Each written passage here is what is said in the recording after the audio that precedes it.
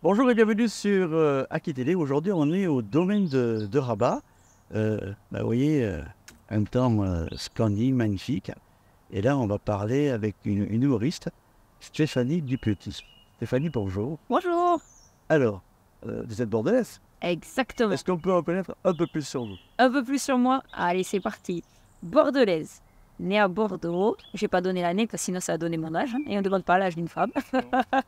Donc, bordelaise, née à Bordeaux, mais d'origine basque d'Andaï. J'ai passé toutes mes vacances. L'accent, ça s'entend un tout petit peu. Un petit peu, hein. Un petit peu. Je ne peux pas faire croire que je suis du nord de la France. Ou alors c'est que la carte a été inversée. Alors, votre enfance, ça s'est passé où? Mon enfance s'est passée à Bordeaux, mais toutes mes vacances, je l'ai passées chez ma grand-mère à Andaï. Les bons petits plats, le Exactement. petit vin d'Espelette. Et voilà, le poulet basquez, la piperade. Alors, on peut parler un peu de votre enfance heureuse? Oui, enfance très heureuse. Et justement, c'est dans l'enfance que j'ai découvert le monde du spectacle et du théâtre. Je vais vous raconter une petite anecdote. Non, c'est pas le moment. C'était pas le moment. La petite anecdote, c'est quand j'étais en école. Je me rappelle, on avait une petite pièce de théâtre à jouer. Et moi, je jouais un militaire. Il faut savoir que j'avais pris la tenue de mon père. Donc, j'avais sa chemise XXL. Je fais une crevette. Mais quand j'avais 5-6 ans, j'étais encore plus une crevette. Donc, s'imaginer, hein, le truc, on ne voyait pas hein, dans la chemise. On entendait juste... voilà. Et c'est là que ça m'a donné envie de... Partie scolaire? Partie scolaire? Oui. Oh, scolarité normale. Normal. Normal. On est allé jusqu'où? On a été jusqu'en BTS. C'est bien. BTS de quoi? Assistant de gestion PME, PMI. Ah oui. Bon, maintenant, ça n'existe plus. Hein. Donc déjà, rien que de dire ça, les gens, ils disent, oh là, elle doit être pas loin de la quarantaine. Parce que PME, PMI... Alors, pour revenir un peu à ce qui nous intéresse aujourd'hui, donc, petite, vous avez fait donc une première pièce de théâtre, Ah oui. et puis ça aboutit sur d'autres actions?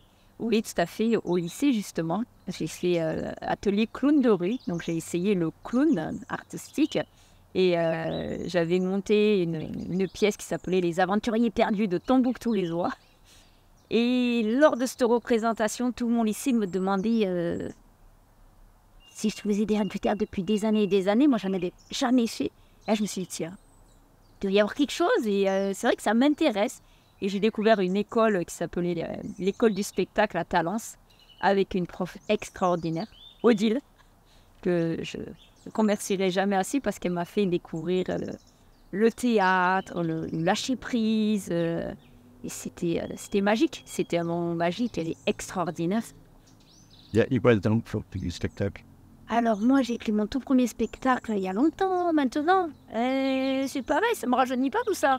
C'était en 2009. Vous avez dit qu'on ne demandait pas là des dames à Bordeaux. Oui, mais là, avec les questions comme ça, du coup, on va se dire, ah, mais elle avait pas 5 ans en 2009, c'est pas possible. Donc, les gens, ils vont finir par comprendre. Petit à petit, on va y arriver. Petit à petit. Vous avez quel âge? Voilà, non, toujours pas. Peut-être à la fin, je dirais, mais on ne sait jamais. Non, toujours pas. Et oui, donc, j'avais écrit mon spectacle. C'est du coup le fait d'avoir pris des cours à l'école de spectacle. Ça m'a donné envie d'écrire le mien. J'ai écrit Clotilde et compagnie. C'était plus axé pièce de théâtre, même pas même seule en scène, mais j'étais déguisée sur scène. Je faisais 3-4 personnages, Clotilde et compagnie, des personnages complètement barrés, qui parlaient Clotilde, 39 ans et 12 mois, célibataire endurci. Je parlais avec un petit cheveu sur la langue. Il y avait sa cousine, c'était Mireille, elle parlait un peu niaisarde, elle parlait des rencontres sur Internet. Et la meilleure amie, un peu bourgeoise, Marie-Louise. Et je me suis amusée, mais c'était vraiment un gros plaisir. Ça, c'était le premier vrai spectacle. C'était le premier vrai spectacle. Qui a duré combien de temps? J'ai tourné un petit peu, mais c'était vraiment que pour du plaisir au début. Et après, je me suis dit, c'est bien, mais c'est trop théâtral. Et j'ai tellement de choses à dire que pourquoi pas m'orienter plus vers le seul en scène à proprement dit, sans filtre, sans déguisement, sans rien. Et là, j'ai écrit Stéphanie tout en bloc. Et là, je me suis dit, j'aime bien. Les gens venaient me voir à la fin du spectacle, me demander si tout ce que je racontais dedans, c'était vrai. Je me suis dit, j'aime bien, mais il manquait un truc encore. Il y avait un truc qui ne m'allait pas. Et le temps a passé et Covid est arrivé. Je pense que quand, par mon nom, quand on est artiste, quand on fait quelque chose, on sait quand on a un truc qui va vraiment matcher, qui nous plaît. Et là, il y avait encore un truc qui me manquait à moi. C'était, je sais pas, c'était C'était Stéphanie tout en bloc, j'étais très sérieuse, très carrée. Moi, sérieuse déjà, c'était c'est un peu compliqué, mais j'étais vraiment, voilà, mon affiche du spectacle, vous voyez, j'étais toute sérieuse, j'avais une auréole au-dessus de la tête, c'était le côté ange en fait. Et je me suis dit, ouais, mais il manque un truc. Et alors, juste après, il y a l'ami Covid qui s'est invité. Oh oui, Et là, je peux faire. et ben tout s'est arrêté, et là, j'ai eu l'idée, j'avais déjà en amont une petite idée de mon titre de spectacle, parce que bon, il faut savoir que bon, forcément, en tant que bordelaise, basque, et scorpion, je râle un petit peu.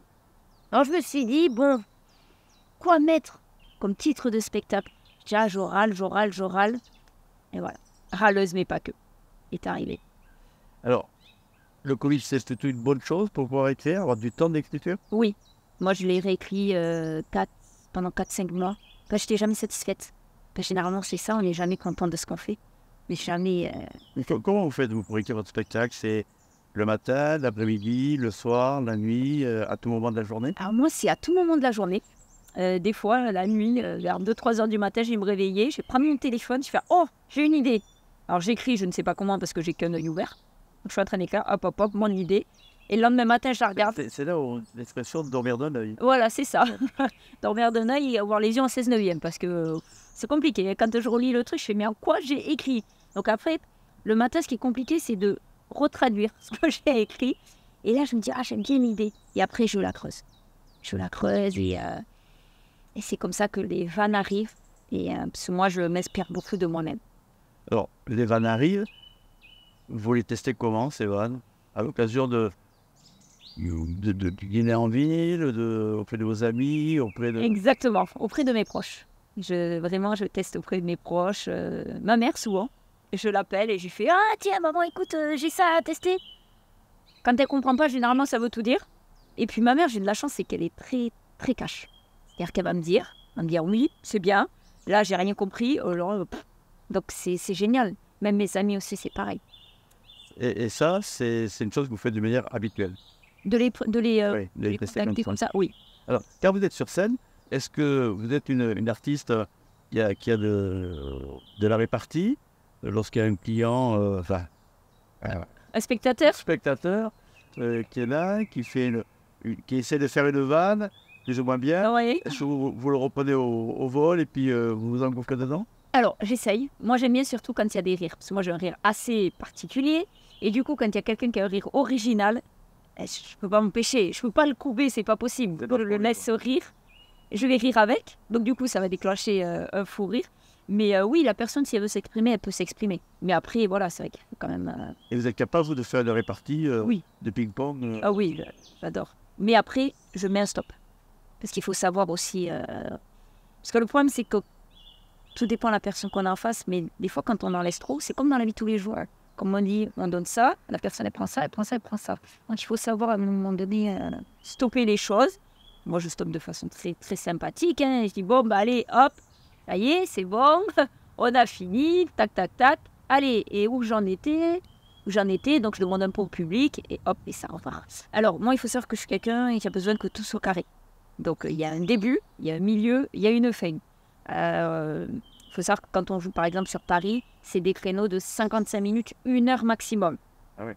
Donc j'essaye de garder ce créneau-là. Parce que si je ne garde pas ce créneau-là, le problème qui se passe, c'est que la personne qui va passer derrière moi, elle ne va pas m'aimer. Parce que je vais lui piquer des minutes. Oui, parce qu'à Paris, c'est un tour de rôle sur scène. C'est ça.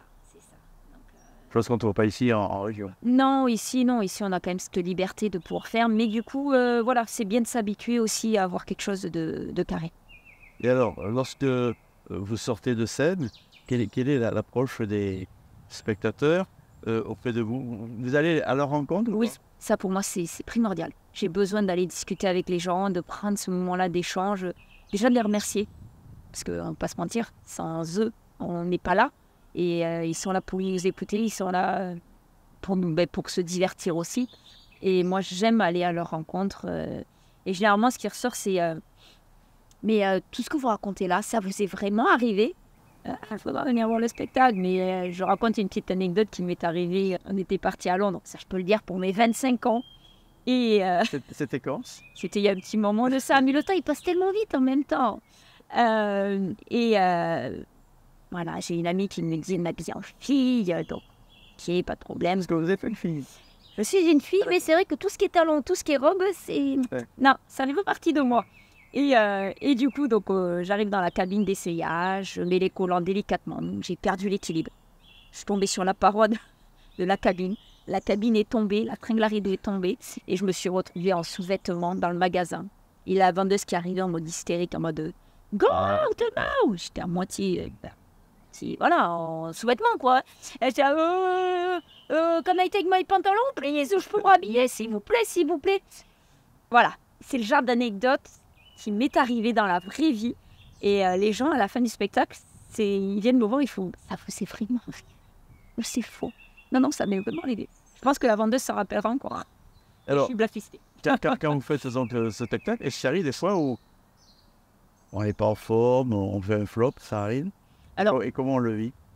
Flop, je dirais pas flop, parce que comme c'est un spectacle que moi j'ai écrit, le public ne sait pas. On va voir une pièce de théâtre, Molière ou quoi, on sait exactement comment ça se passe et tout. Le spectacle de Stéphanie, personne ne sait comment ça se passe. Si j'ai envie de parler d'abord du fait que, voilà, ce qui m'est arrivé à Londres, et après je pars sur autre chose, à partir du moment où moi, je sais ce que je vais raconter, il n'y a pas de raison. Et je pense que même quand on n'est pas en forme ou quoi que ce soit, comme n'importe quelle personne, il y a cette adrénaline. Moi, je sais qu'avant de monter sur scène, c'est très drôle parce que quand je suis en loge, j'ai l'impression d'avoir oublié tout mon spectacle. Mais tout. C'est-à-dire que je suis là, c'est quoi le début? C'est quoi le début? Je dis bonjour, mais c'est quoi après?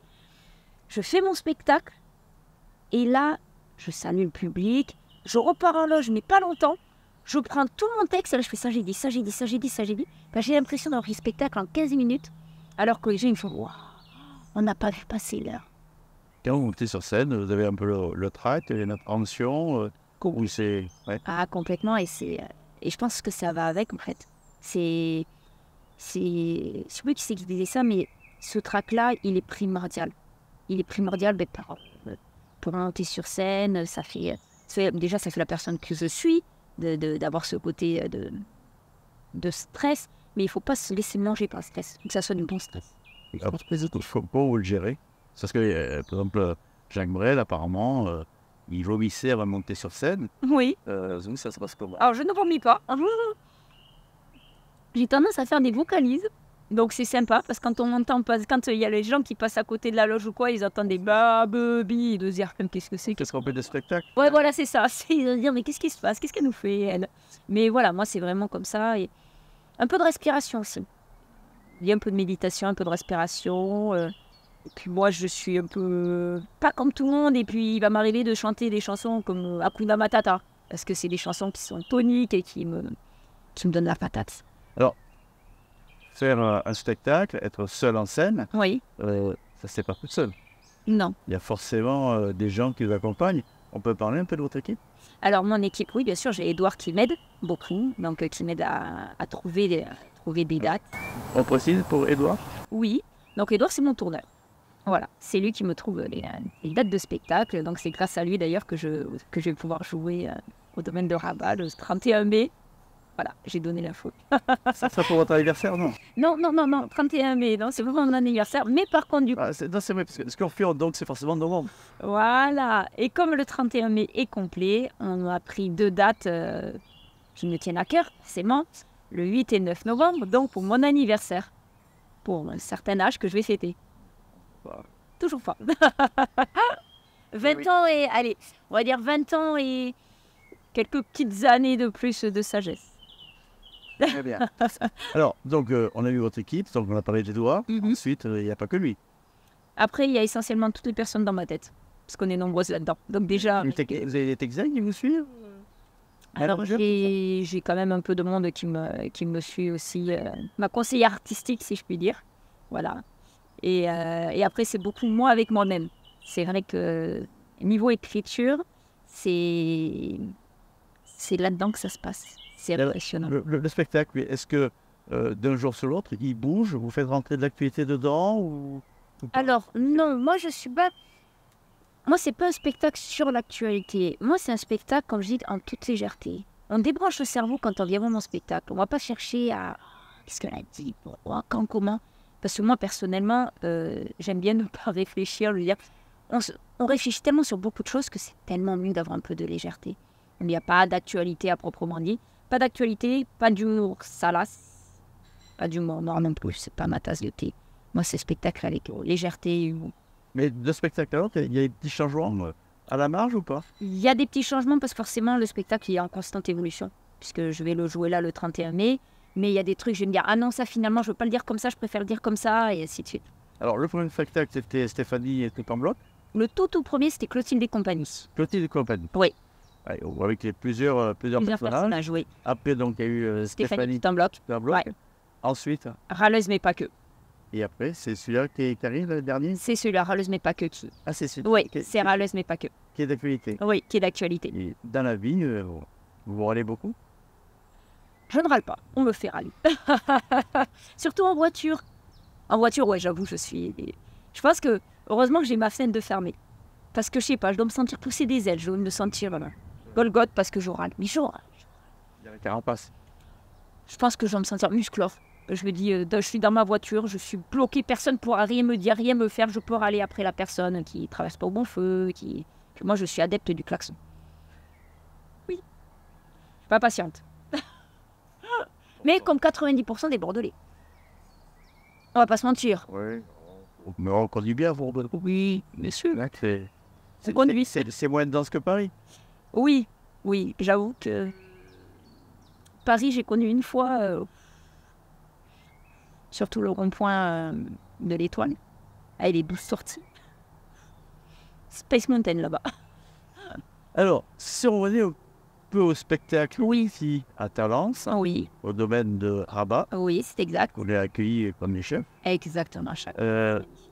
Donc ça fait le 31 mai. Exact. Quelle heure? À 20h. Mais alors, donc, qu'est-ce qu'il faut faire? On peut déjà commencer à s'inscrire ou... Non, il est complet, c'est vrai. Il est complet. Puisqu'on revient le 8 et On revient le 8 et le 9 novembre. Eh oui. C'est compliqué tout Mais ça. oui, c'est en un mois.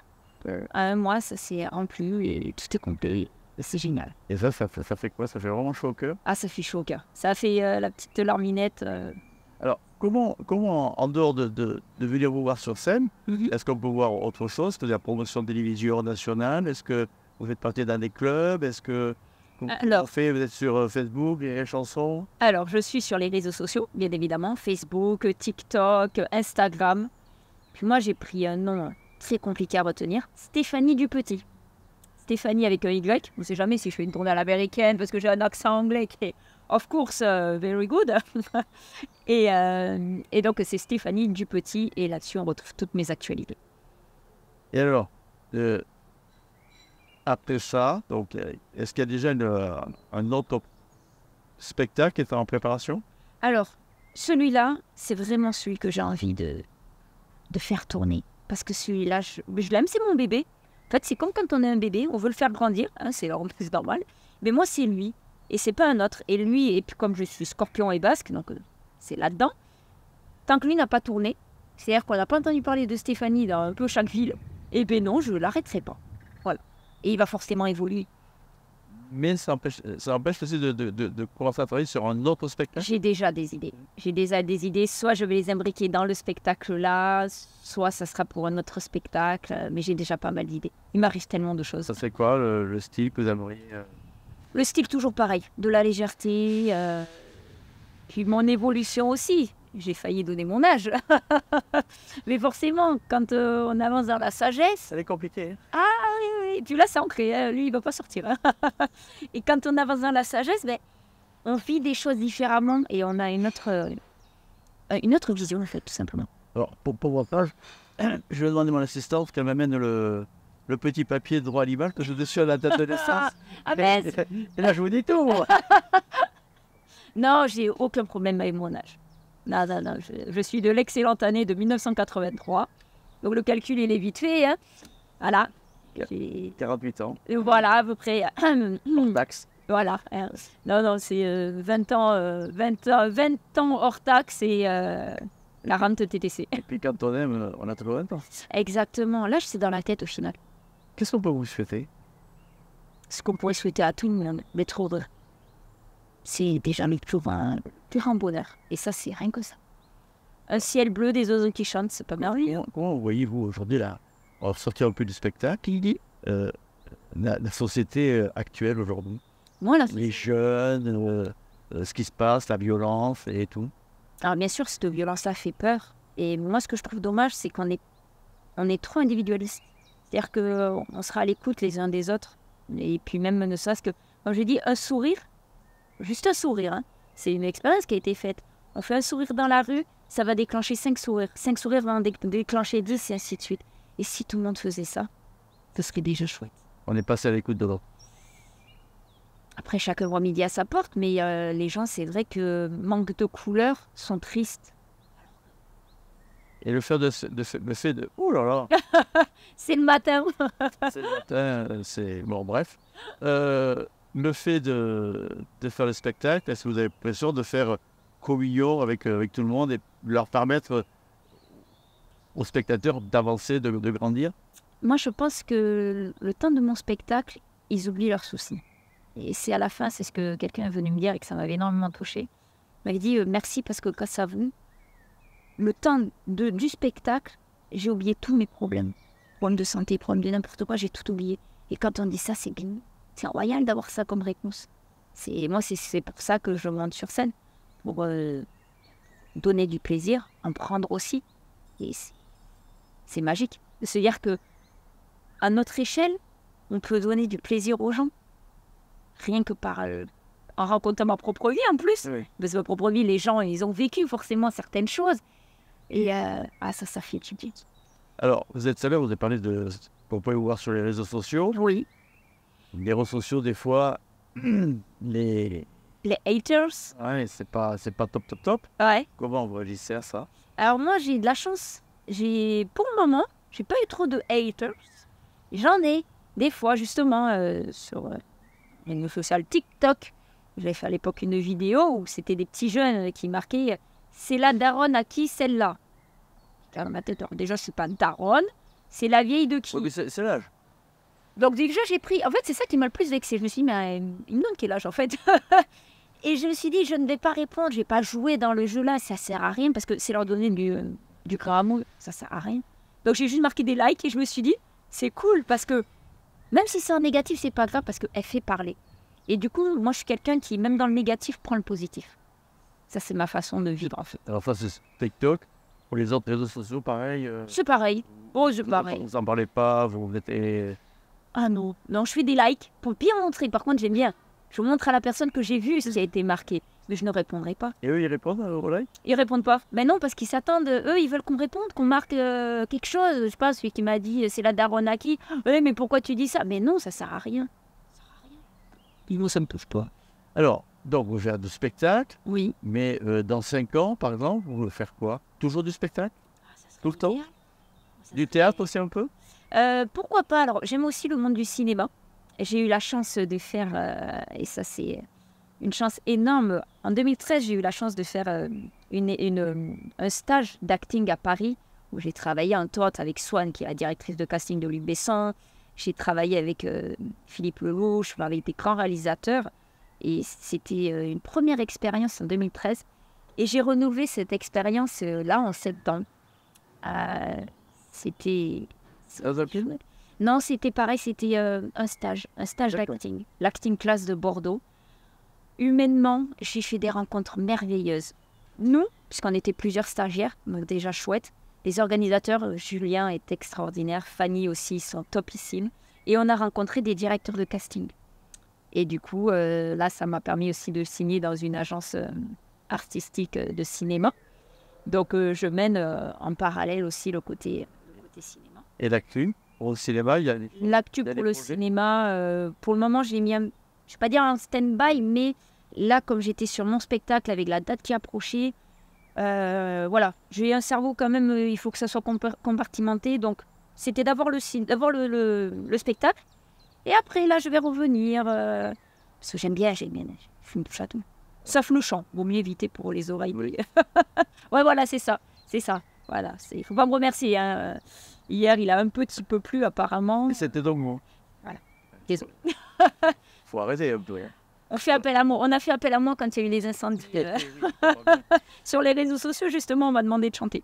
Alors, le spectacle, c'est votre adrénaline. Ah ouais. Mais qu'est-ce qu'il y a dans cette tournée qui vous déplaît?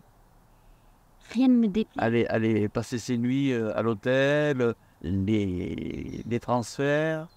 Non, parce que même quand je suis à l'hôtel, si je dois être seule à l'hôtel, je ne serai jamais seule parce que moi, j'aime le contact humain, j'aime parler. Donc, je vais aller parler à tout le monde. Donc, voilà, c'est... Et puis, être seule avec moi-même, c'est pas quelque chose qui me dérange. Mais on n'est jamais seul quand on réfléchit. C'est juste d'ouvrir les yeux, de parler un peu avec le voisin d'à côté, la voisine d'à côté. Ça sent un sourire amène toujours du monde à soi. La célébrité, vous la voyez comment? Comment vous l'abordez? Est-ce que on vous dit, Stéphanie, autographe On l'a fait à la fin du spectacle. Ça m'a énormément touchée. Et je crois que ce qui m'a le plus touchée, c'est quand c'était un enfant qui m'avait fait un dessin. Un dessin du spectacle, c'était à l'époque de Clotilde, je me rappelle. Et j'ai toujours gardé ce dessin. Comment l'enfant il peut faire un dessin alors qu'il est censé ne pas avoir vu le spectacle? Les flyers. Les flyers. Il était tombé, cette famille était tombée sur un de mes flyers. Et c'était la petite elle m'avait dessiné, elle m'avait donné ça. Et humainement, c'est magique. Quand un enfant vient, c'est un câlin.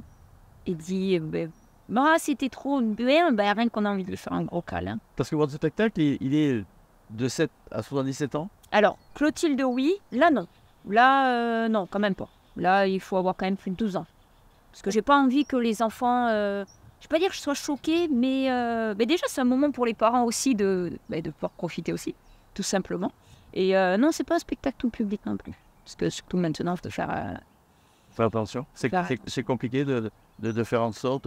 Avant, on était extrêmement libre. Par exemple, les sketchs de Coluche qui seraient plus... Bon, mis à part peut-être Bigard aujourd'hui qui se cave encore pas mal de choses. Mais vous sentez que... ça, je peux pas le dire. Faut faire attention. Moi, déjà, j'essaye de... C'est moi, de ne pas être méchante. C'est un truc que je ne peux pas. Moi-même, avec moi-même, oui, parce que j'ai le droit, parce que je sais mon vécu. L'autodérision. Voilà, l'autodérision. Mais même aller attaquer quelqu'un du public gratuitement comme ça, je peux pas. Je vais faire des interactions publiques, mais jamais un côté négatif. Ça fait pas partie de ma personnalité. Quand on voit, par exemple, Jérémy Ferrari qui se permet énormément de choses, ouais. Est-ce que pour vous, c'est un modèle? Est-ce que vous feriez la même chose que lui? Parce que lorsqu'il prend quelqu'un du public bien en tête, il passe au quart d'heure. Alors, c'est sa marque de fabrique. Moi, c'est pas ma marque de fabrique. Moi, rigoler avec quelqu'un, oui. Et après, chacun a sa marque de fabrique. Hein. Chacun voit midi à sa porte, mais c'est génial ce qu'il fait. Oui, ça, c'est le pied absolu. Le pied, pour moi, c'est quand je suis... Alors, fan, j'aime pas ce mot, la fan, déjà, à la base. Mais que j'adore, c'est Florence Forest. Florence Forest, c'est de la légèreté. C'est génial. Et puis, en plus, ça t'avait vu, regarde. Non. Et elle est scorpion. Voilà. Ce sont les meilleurs. Voilà, 8 novembre 73. Donc, du coup, maintenant, comme je l'ai dit, moi, 8 novembre 83. Donc, on a un point en commun. Le caractère. Stéphanie? Oui. 26 minutes sont déjà passées. Oh Eh bien, j'ai pas vu le temps passer. Ben, moi non plus. Alors, là, donc, 31 mai, ici, au domaine de Rabat, en Talence. Oui. On va mettre en dessous ce qu'il faut faire pour ne pas venir vous voir. Voilà, oui. que c'est complet. Mais oui. Mais en revanche, peut-être de prendre quelques places pour le 8 et 9 novembre. Oui, ça y est, les places sont disponibles dès maintenant. Ouais. Stéphanie avec un Y. Exactement. Merci. Merci beaucoup. À très bientôt. À bientôt. Eh bien, moi, c'est pareil. Je vous dis à bientôt. Stéphanie nous a amené le soleil ici sur Aki Télé. Eh bien, on va le garder pour nous. À bientôt.